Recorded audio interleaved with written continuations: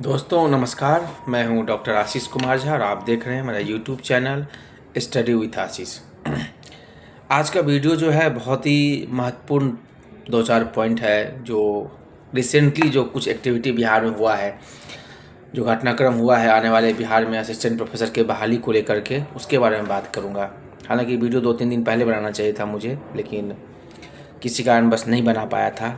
लेकिन आज मैं इस वीडियो में हर एक वो पॉइंट जो बिहार में जो 2-3 दिन पहले जो नया ड्राफ्ट बना है उसको लेकर बात करूंगा, सारी चीज़ें क्लियर करूंगा और कुछ छात्रों के मन में जो डाउट है उसको भी मैं इस वीडियो में एड्रेस करने की कोशिश करूंगा। सबसे पहले बात करते हैं बिहार में आगामी असिस्टेंट प्रोफेसर बहाली को लेकर के जो स्टैचू आया है, जो ड्राफ्ट आया है, जो नियमावली आया है 2025, उसके बारे में मुख्य बातें पहले बात करते हैं। क्या उसमें कहा गया है? सबसे इम्पोर्टेंट चीज़ उसमें कहा गया है इस ड्राफ्ट में कि बिहार में अब जो भी असिस्टेंट प्रोफेसर की बहाली होगी उसमें रिटन एग्ज़ाम लिया जाएगा और साथ ही साथ 40 नंबर का इंटरव्यू होगा। पहले क्या था? पहले एपीएस स्कोर बेस्ड था, उसमें आपको जो भी आपके एकेडमिक रूप से जो उपलब्धि रही है, graduation, masters, MPhil, PhD, net, JRF, publication, इस सब को जोड़ डाल के और आपका एक्सपीरियंस मिला करके एक 100 नंबर का एपीएस स्कोर बनता था। फिर 15 नंबर के आपके इंटरव्यू होते थे। अब क्या कर दिया है? इंटरव्यू को 40 नंबर का कर दिया है और फिर रिटेन एग्ज़ाम किया है 160 नंबर का। 2-3 बात करेंगे कि इंटरव्यू 40 नंबर करने से क्या इम्पैक्ट पड़ेगा, पहले क्या इम्पैक्ट था। हम सब जानते हैं कि इंटरव्यू जो होता है वो कभी भी जो है किसी भी एग्ज़ाम में, किसी भी कंपटीशन एग्ज़ाम में इंटरव्यू अगर रखा रहता है तो ये लोग मान के चलते हैं कि इस इंटरव्यू में जो है पार्शलिटी होगा, कुछ फेवरिज्म होगा, ये जनरली होता है। ठीक है, तो अब 15 नंबर से 40 नंबर हो गया तो इसमें तो और भी ज़्यादा जो है फेवरिज्म चलेगा। मान लीजिए 40 नंबर बहुत होता है, किसी के लिए नौकरी मिलना नहीं, 15 नंबर में बहुत ज़्यादा गुंजाइश कम वहाँ भी था। आप देखोगे 15 नंबर वाला जो सिस्टम चल रहा था बिहार में, किसी को 3 मिला था, किसी को 4 मिल रहा था, किसी को 7-8 मिला था, किसी को 14-13 भी मिल रहा था। लेकिन यहाँ पे 40 नंबर जब आ गया है तब तो अभी समझ लीजिए कि बहाली में जो कितना बड़ा जो है वो एक मतलब लोगों के मन में डर बना रहेगा कि 40 में किसी को 20 मिलेगा, किसी को 15 मिलेगा, किसी को 25 मिलेगा, किसी को 38, 37, 35 तक मिल जाएगा, 40, 39 तक मिल जाएगा। तो ये तो चलिए इंटरव्यू की बात है। अभी मेन बात करते हैं रिटेन एग्ज़ाम का। उस ड्राफ्ट में कहा गया है कि जो नेट का सिलेबस होता है वही सिलेबस बिहार में असिस्टेंट प्रोफेसर बहाली को लेकर रहेगा। टोटल आपका 160 नंबर का एग्ज़ाम होगा। 50% मार्क चाहिए आपको जो अनरिजर्व कैटेगरी हैं उनके लिए क्वालिफाई करने के लिए। फिर उसके बाद मेरिट बनेगा, सीट के अकॉर्डिंगली 3 गुना लोगों को बुलाया जाएगा इंटरव्यू में, वगैरह वगैरह सब दिया हुआ उसमें। ठीक है, एक जो मेजर फैक्टर है वो एज को लेकर के है। अभी तक जो बहाली चल रही थी बिहार में उसमें हमेशा 55 ईयर जो है अपर एज रखा गया है। अब जो निकला है ड्राफ्ट उसमें 45 ईयर कर दिया है। जानते हैं एकेडमिक्स में जब लोग पढ़ाई करता है, खास करके पीएचडी वीएचडी जब करता है तो 35 साल 40, कई लोगों को 40 साल 45 साल भी हो जाता है, नॉर्मल बातें हो जाता है। इस कंडीशन में 45 साल एज, ये थोड़ा सरकार को देखना चाहिए, क्योंकि बाकी और भी भारत में देखिएगा तो 45 साल एज एक हरियाणा में भी निकला हुआ था, उसी में रखा था। बाकी जगह सब जगह जो है वो 50 से ऊपर ही एज रखा जाता है एकेडमिक में खास करके। ठीक है, दूसरा चीज़ जो इस ड्राफ्ट में जो मुझे लगता है दिक्कत ये है इंटरव्यू को लेकर के। इंटरव्यू का वेटेज दिया हुआ है 20% होगा, यानी कि 100 के हिसाब से आप कैलकुलेट करेंगे तो 80% वेटेज जो मिलेगा वो मिलेगा रिटेन एग्ज़ाम का और 20% वेटेज जो मिलेगा वो मिलेगा इंटरव्यू का। लेकिन जो मार्क्स है इंटरव्यू का 40 नंबर वो थोड़ा ज़्यादा लग रहा है मुझे। 20 नंबर तक इंटरव्यू होना चाहिए और 180 नंबर का एग्ज़ाम होना चाहिए, वो ज़्यादा फेयर रहता मेरे हिसाब से। दूसरा इंपॉर्टेंट ये कहा गया है, बड़ी भारी संख्या में लोग विरोध कर रहे हैं जो लोग पीएचडी किए हुए हैं उनके लिए, कि हम लोग क्या फ़ायदा, एमए और नेट और या एस्टेट या जो स्टेट एग्ज़ाम करवाता है किसी भी तरीके का, उसी के आधार पर अगर आप बहाली करते हैं तो जो लोग एमफिल किया है, पीएचडी किया है, एकेडमिक में इतने सालों से 10 साल 15 साल से लगाया है, रिसर्च पब्लिकेशन किया है या फिर उसको और भी चीज़ें जो अचीवमेंट मिला है, उसका अगर वेटेज आप नहीं देते हैं तो फिर तो कोई मतलब नहीं बन जाता है। फिर तो एमए कीजिए या प्रोफेसर बन जाइए, असिस्टेंट प्रोफेसर बन जाइए। बाकी जगह क्या होता है, जैसे हरियाणा में भी निकला था या बाकी जगहों पर क्या होता है कि आपका पीएचडी अगर है, आपके पास एक्सपीरियंस है, रिसर्च पेपर पब्लिकेशन है तो उसका आपको कुछ वेटेज मिलता है, कुछ मार्क्स मिलता है, और ये बिहार में भी होना चाहिए, ठीक है। क्योंकि जो लोग पीएचडी किया है या पब्लिकेशन उस चीज़ के पास है उनको कुछ उसका बेनिफिट मिलना चाहिए। दूसरा पॉइंट मुझे लगता है कि ये चीज़ सरकार को देखना चाहिए। तीसरा जो सबसे इम्पोर्टेंट बात मैं कहूँगा, मैं अपने वीडियो में लगातार शुरू से कह रहा था कि इस बार संभावना लग रहा है बिहार में एग्ज़ाम के थ्रू बहाली होगा।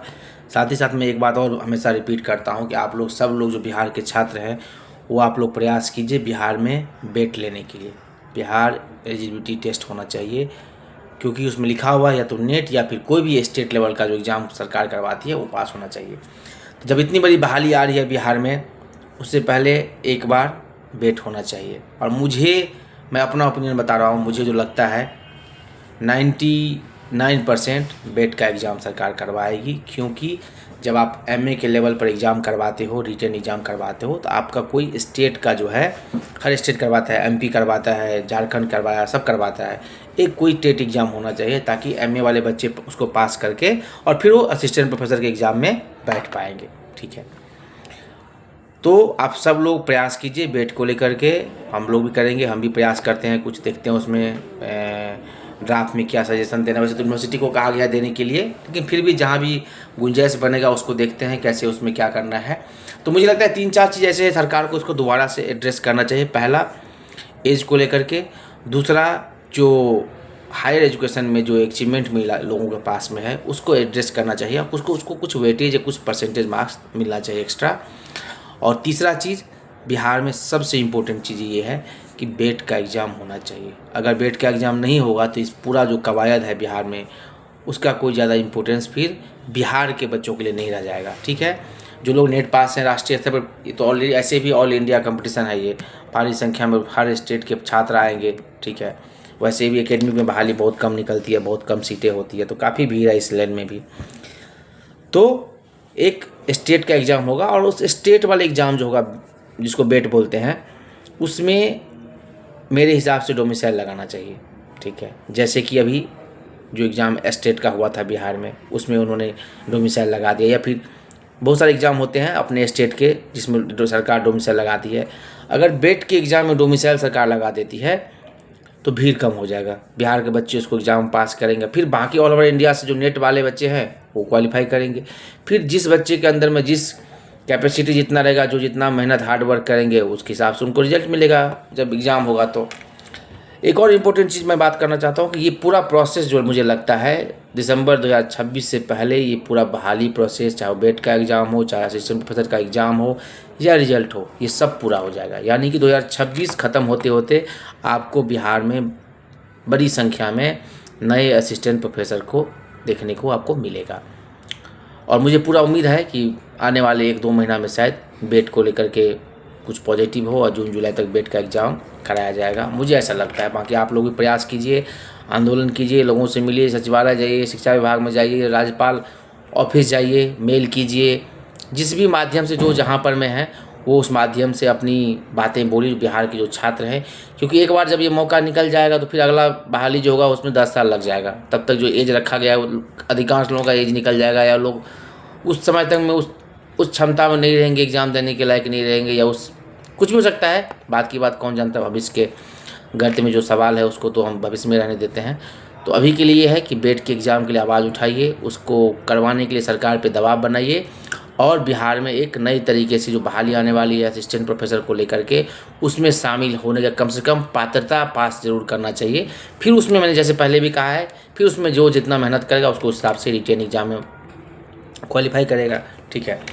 तो फिलहाल यही है। बाकी जो पीएचडी होल्डर हैं या रिसर्च पब्लिकेशन वाले हैं या एकेडमिक वाले हैं, वो लोग भी अपना प्रयास कीजिए कि सरकार से मांग रखिए, हर एग्ज़ाम में होता है कि कुछ उनको परसेंटेज वेटेज मिलना चाहिए, ताकि उनको ये ना लगे उनके साथ अन्याय किया है, सरकार ने अन्याय किया है। क्योंकि अगर 10 साल 15 साल से रिसर्च कर रहे हैं, पढ़ रहे हैं, पब्लिकेशन कर रहे हैं या नौकरी कर रहे हैं एज ए गेस्ट फैकल्टी, तो कुछ ना कुछ उनको उसका एडवांटेज ज़रूर मिलना चाहिए, ताकि एक नेचुरल जस्टिस सभी के साथ सामान्य तरीके से देखने को मिलता रहे। जाहिर सी बात है सबको सरकार खुश नहीं कर सकती है, एक वर्ग को खुश करके दूसरा नाराज़ रहेगा, दूसरे को खुश करेगी तीसरा नाराज़ रहेगा, लेकिन एक सामान्य बेसिक स्तर पर सबके साथ न्याय हो, इसकी पूरी तरह से सरकार को कोशिश करना चाहिए। जैसे मैं पहले से बोल रहा था, exam is the best way है बिहार में, ताकि टैलेंटेड और अच्छे टीचर्स बिहार के कॉलेज और यूनिवर्सिटी में मिल सके। ये बहुत ज़रूरी है और ये बहुत ही अच्छा मुझे कवायद लग रहा है। बस ये है कि इंटरव्यू का जो थोड़ा परसेंटेज जो मार्क्स है वो थोड़ा कम होना चाहिए मुझे लगता है उसमें, क्योंकि फिर उसमें जो है पार्शलिटी, धांधली, फिर फेवरिज्म और बहुत सारी चीज़ें जो है इंटरव्यू में जो है, जो जितना जुगाड़ वाला होता है, पावरफुल होता है, वो अपना कर लेता है जुगाड़ जो। तो इसलिए थोड़ा कम होना चाहिए, 20 नंबर का होना चाहिए, 180 नंबर का एग्ज़ाम कर देना चाहिए और 3-4 पॉइंट जो मैंने बताया उसको सरकार को एड्रेस करना चाहिए, ताकि सारे जो अभी विवाद चल रहा है बिहार में इसको लेकर के उसको ठीक किया जाए और जल्दी से जल्दी बहाली करके बिहार में 1 साल के अंदर में इस पूरी प्रक्रिया को लागू करना चाहिए। ठीक है, फिर देखते हैं आगे नया वीडियो बनाएंगे। जब से बहाली प्रक्रिया शुरू होगी तो कंटिन्यू इस पर अपडेट देते रहेंगे, नोटिफिकेशन निकलेगा, बेट का लेकर क्या होता है, असिस्टेंट प्रोफेसर को लेकर सिलेबस के बारे में, एग्ज़ाम के बारे में, कैसे तैयारी करना है, सब चीज़ के बारे में एक एक करके हम आगे जैसे भी कुछ अपडेट आता है तो वीडियो बनाते रहेंगे। तब तक के लिए सबका बहुत बहुत धन्यवाद। नमस्कार।